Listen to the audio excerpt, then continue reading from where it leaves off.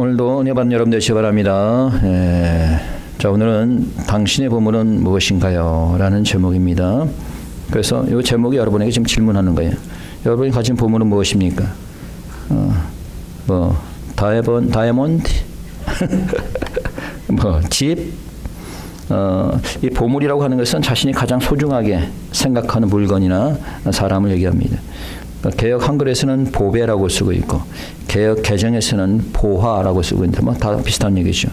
영어에서는 너겟이라고 해서 너겟. 여러분 너겟이란 말 들어봤어요? 여러분 맥도날드 가면 메뉴 중에서 치킨 너겟이 있어요. 치킨 너겟. 그래서 이 너겟은 이것은 조금 스몰 럼프, 조그만 덩어리를 얘기하는 거예요. 근데 그 뜻이 조그만 덩어리란 뜻도 있지만은 보석이란 뜻도 있어요. 보석. 그래서 뭐 사람들마다 저마다 보물이 있죠. 여러분이 가진 보물은 뭔지 잘 모르겠습니다만은 아마 여러분이 가장 중요하게 생각하고 가장 아끼는 것이 아닐까 생각이 돼요. 아마도 여러분이 모아둔 돈, 아니면은 비싼 다이아 반지, 뭐 집, 뭐 여러 가지 있을 수 있겠죠. 그런데 내 마음이 늘 항상 가 있는 곳에 그것이 바로 보물이 되는 거예요. 내 마음이 늘 항상 돈을 향해 있으면은 돈이 보물이 되는 거예요. 내가 마음이 늘 항상 하나님을 향해 있으면 하나님이 보물이 되는 거예요. 그래서 주님께서 말씀하시기를 마태복음 6장 21절에서 내 보물 있는 그곳에 내 마음이 있느니라. 자, 내 보물 있는 곳에 무엇이 있다? 마음이 있다라고 그랬어요. 그러니까 내 마음이 늘 향해 있는 곳, 그것이 보물이라는 거예요. 오케이? 다들 알았겠어요? You understand, Mr. Wang? Alright. 우리 잘 못 알아듣는 것 같아요 지금. So today we believe that everyone possessed treasure, treasures of our own.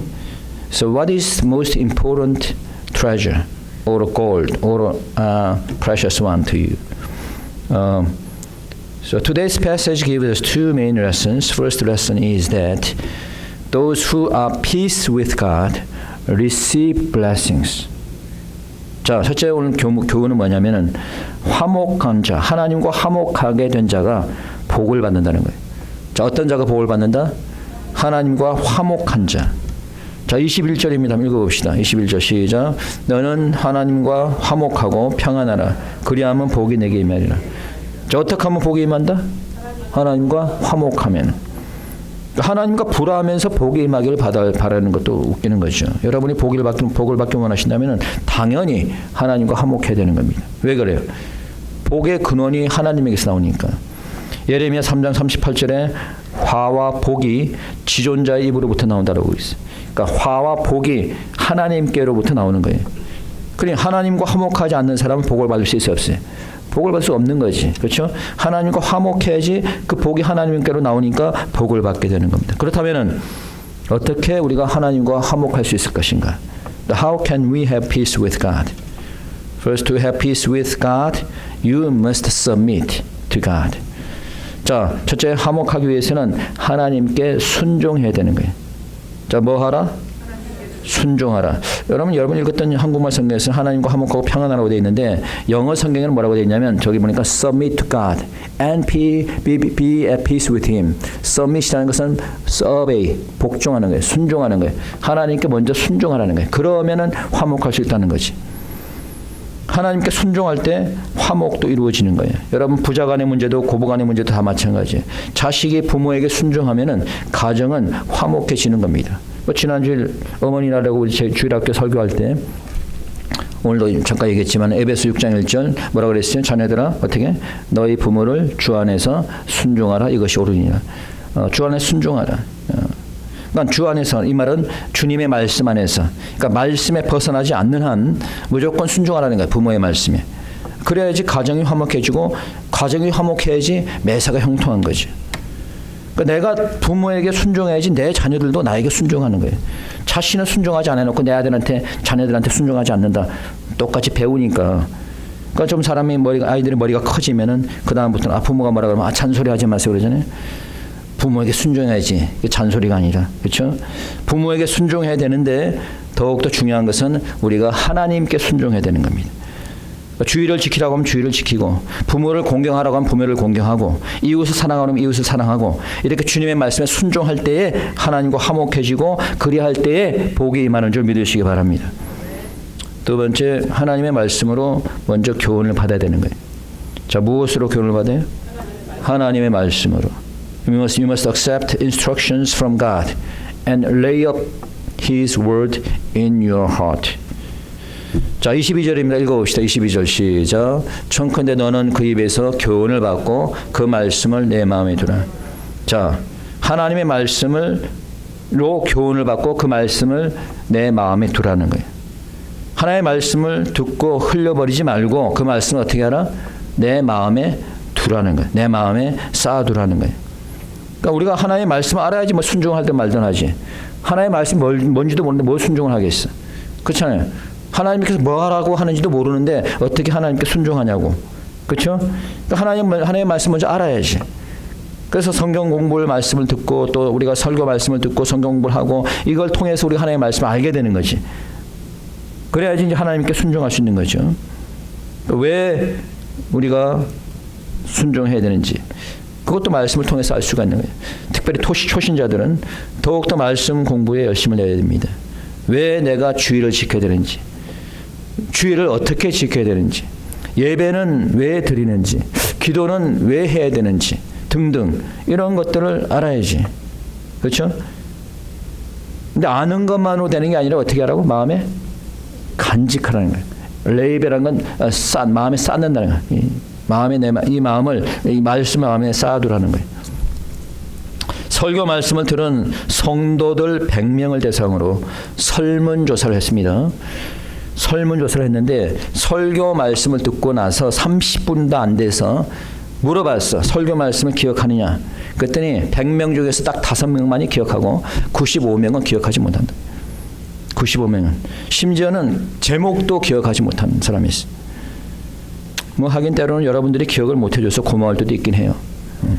너무 또 잘 기억하면 제가 설교할 것이 없지 않습니까? 가르칠 게 없잖아. 다 기억해버리니까. 아무튼 말씀을 듣고 마음에 새기는 저와 여러분이 되어야 될 줄 믿습니다. 그래야 할 때 우리가 하나님과 화목한 관계를 유지하게 되는 거예요. 그 다음에 하나님과 화목하기 위해서는 하나님께 돌아와야 되는 거예요. You must return to God. In verse 23, okay? If you return to the Almighty, you will be restored.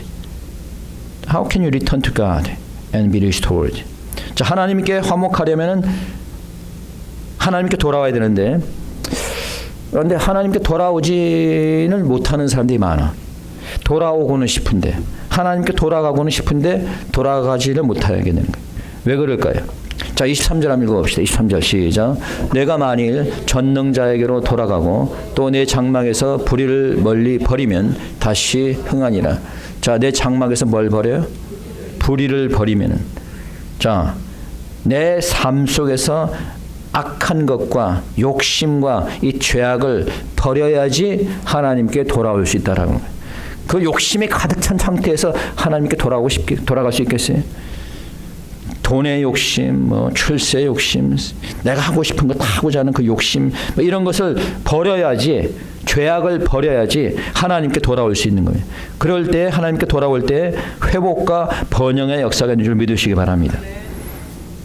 두 번째 교훈은 하나님이 우리의 보물이 되어야 되는 거예요. 자, 누가 우리의 보물이 되어야 돼요? 하나님이.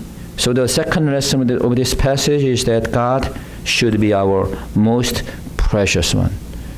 Once we return to God and once we become a genuine Christian, our life should be changed. The most important, most precious one in your life must be Jesus Christ. 이제 우리가 하나님께 돌아와서 하나님의 진정한 자녀가 되었다면 이제 우리의 삶도 변화가 돼야죠. 자, 여러 가지 변화가 있을 수 있겠지만 가장 중요한 변화는 우리 삶의 가장 소중한 것이 바뀌게 되는 거예요. 믿기 전에는 나의 재산이 보배였다면 이제는 하나님이 보배가 되어야 되는 것이죠. 믿기 전에는 나의 자녀들이 보배였다면 이제는 하나님이 나의 보배가 되어야 되는 줄 믿습니다. 그럼 어떻게 하나님이 우리의 보배가 될 수 있을까? 자, 24절 25절 한번 읽어봅니다. 자, 24절부터 시작. 내 보배를 진토해버리고 오빌의 긍을 강가에 돌에 버리라. 그리하면 전능자가 내 보배가 되시며 내게 귀한 은이 되시니. 자, 어떻게 하면은 하나님의 보배가 된다고? 24절에 뭐라고 그랬어요? 내 보배를 진토해버리고. 자, 내 보배를 진토해버리는. 자, 그 전에 여러분들이 보물로 생각했던 것들, 이 보배들, 이거를 진토해버리라는 거예요. 자, 이 말은 여러분들이 가지고 있던 물질도 돈도 다 버리라는 그런 의미는 아니에요. 영어로 보니까 assign your nuggets to the dust.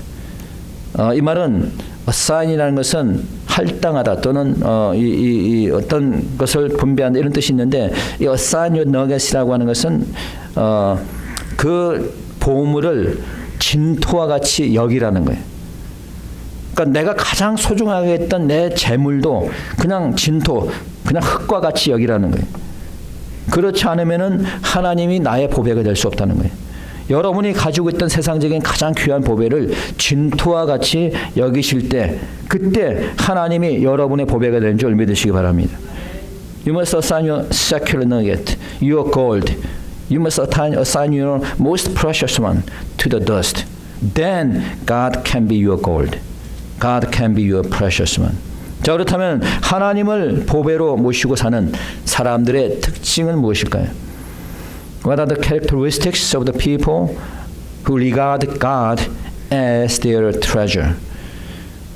When God becomes your most precious one, you will find delight in God. 자, 하나님을 보배로 모시는 사람은 첫째, 하나님을 기뻐하는 삶을 살게 돼요. 자, 읽어봅니다. 26절입니다. 다시 한번 시작. 이게 내가 전능자를 기뻐하여 하나님께로 얼굴을 들 것이라. 누구를 기뻐하여? 하나님을 기뻐하여. 하나님이 보배가 될 때 우리의 삶의 기쁨의 근원이 바뀌게 되는 거예요. 믿기 전에는 그냥 골프를 치고 낚시를 가고 이게 삶의 기쁨이었어. 믿기 전에는 그냥 돈을 많이 버는 것이 그냥 기쁨이었어. 그럼 하나님 믿고 난 이후에는 하나님 안에서 참 기쁨을 누리게 되는 거예요. 왜? 나의 보물이 이제는 돈이 아니고, 나의 보물이 이제는 뭐 오락이 아니고, 이제 하나님이 나의 보배가 되었으니까. 여러분 중에 사업을 하시는 분도 계시겠지만은, 뭐 사업을 하는 것도 쉽지가 않습니다. 저도 사업을 해본 적이 있지만은, 모든 사업을 하는 사람 다 힘들어요. 뭘 하든 간에. 세탁소 하시는 분들은 그냥 아침 일찍 일어나가지고 그냥, 옛날에 우리 교회에 세탁소 하는 집사분이 한 분 있었어. 그 자기 형은 목사인데 이 사람 하는 얘기가, 내가 목사를 나도 해야 되는데 못하는 이유가 있었대. 그래서 뭐냐 그랬더니 새벽 기도를 나가는 게 싫어서 자기가 목사를 안 했다는 거예요. 근데 이제 미국에 왔는데 이 사람이 이제 세탁소에 취직을 했네. 그러니까 세탁소는 아침 일찍 열거든. 그러니까 새벽 기도 가는 만큼 일찍 일어나는 거예요, 이 사람들이.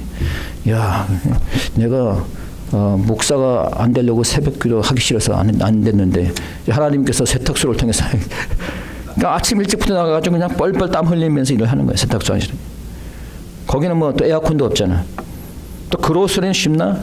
저도 그로스를 해봤지만은 아침 7시부터 8시부터 밤 10시까지 하루 14시간을 갖다 그냥 손님들과 싸우면서 흑인들과 싸우면서 일을 해야 돼요. 식당을 하는 건 쉬운 것 같아요.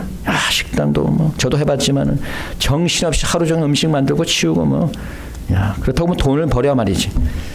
그럼 직장 다니는 거 쉬울 것 같아요? 직장에서 상사들과 또 부하 직원들과 또 싸우고 다투고 뭐, 힘들지 않은 일이 없어요. 그래서 그 힘든 일을 그래도 하는 것은 무슨 재미로 해요? 돈 버는 재미. 돈 버는 기쁨을 하는 거예요. 돈 버는 재미. 그리고 또 하나, 가끔 휴가 받아서 여행 가는 기쁨으로 합니다. 자, 그거는 우리가 믿기 전에 얘기해요. 이제 우리가 믿고 나서는 여러분 하나님의 보배가 되니까 하나님 안에서 기쁨을 느끼게 되는 거예요. 주님을 찬양하고 주님께 예배드리면서 기쁨을 느끼게 되는 거예요. 교회 안에서 함께 봉사하고 친교하면서 함께 기쁨을 느끼게 되는 거예요. 그래서 늘 항상 주일이 기다려지는 거죠. 그래요, 안 그래요? 여러분들 일하고 열심히 일하고 주일이 기다려져 안 기다려져? 기다려지는 것이 정상입니다. 여러분들이 정말 하나님의 사람이라면. 왜? 교회 가는 게 즐겁거든. 하나님 예배하는 게 즐겁거든. 우리 교우들 만나서 함께 친교하는 게 즐겁거든. 여러분 주님 안에서 참 기쁨을 느끼시는 여러분 되시기 축원합니다. 두 번째, 전능자가 보배가 되는 사람은 늘 항상 기도하는 삶을 살게 됩니다. Second, you live a life of prayers if God becomes your treasure. When God becomes your nuggets, your gold, your life will be changed. You will live a life of prayer. 자, 27절입니다. 읽어봅니다. 27절 다 같이 시작.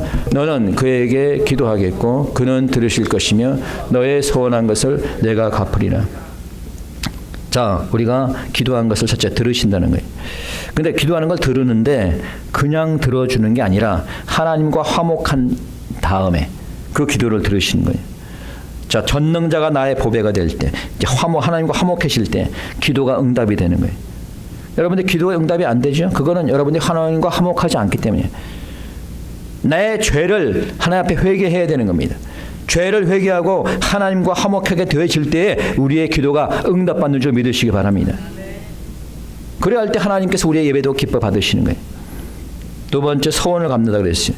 여러분, 서원이란 뭔지 알죠? 서원 기도. 우리가 서원 기도라고 부르잖아요. 여러분, 서원 기도는 가능하면 제가 하지 말라고 얘기했어요. 왜? 서원 기도는 하면은 반드시 내가 지켜야 되기 때문에. 그러니까 지킬 자신이 없으면 서원 기도는 하지 않는 게 좋습니다.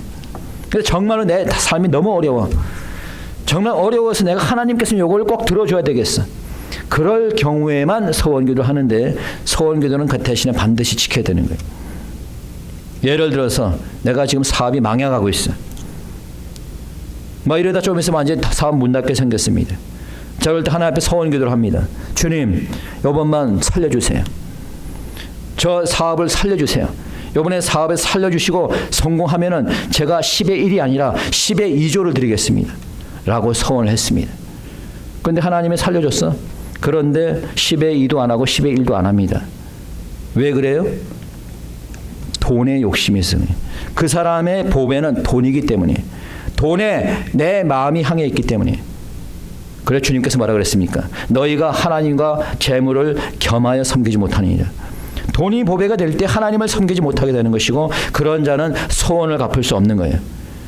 하나님이 보배가 되어서 얼굴을 하나님께 향하게 될 때 소원을 갚게 되고 복을 받는 줄 믿으시기 바랍니다.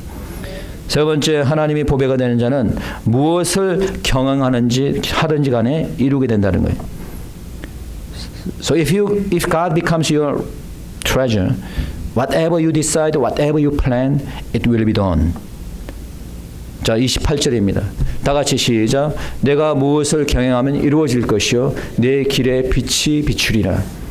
내가 무엇을 경영하면 이룰 것이다.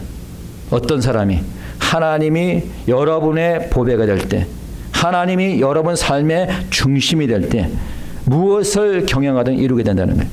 사업을 새롭게 시작하는 사람은 그 경영하는 사업을 이루게 될 것이고, 공부를 하기로 결심하면 공부에 결실이 있게 될 것이고.